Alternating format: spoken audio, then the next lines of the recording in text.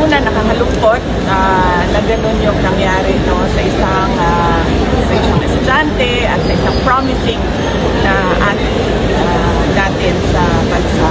At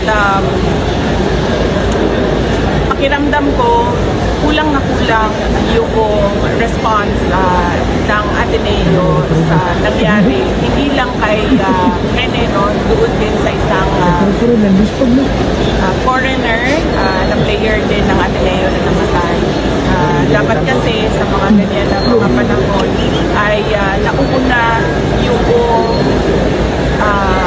pag-reach out nila sa pamilya at pagpapaintindi sa pamilya kung ano yung nangyari at ano yung mga kailangan nilang gawin, the family and the school. So, pakiramdam ko ay malaki ang pagkukulang ng paaralan sa pagbigay suporta sa pamilya.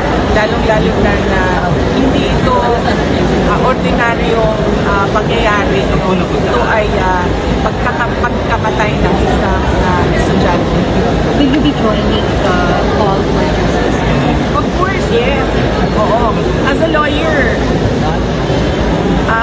actionable yung nangyari para sa akin.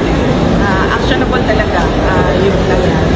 Hindi ko na lang katungan yung pamilya kasi alam mo, yung mahirap yung pinagdadaanan nila ngayon.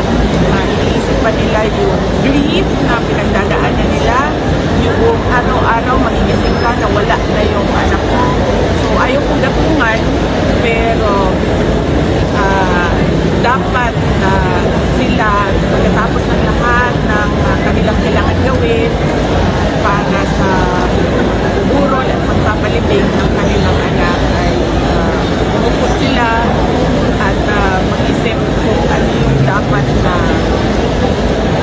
gawin nila para magbigyan ng justisya yung kanilang anak. Gawin nila, ibig sabihin, gawin nila legally at mag-consulta lang. Bibisita ka ba? Sa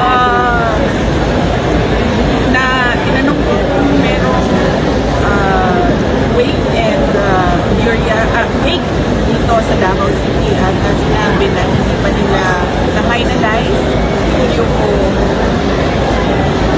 burol wake na ang kapag nandyan na yung schedule ay tingnan namin kung saan pwede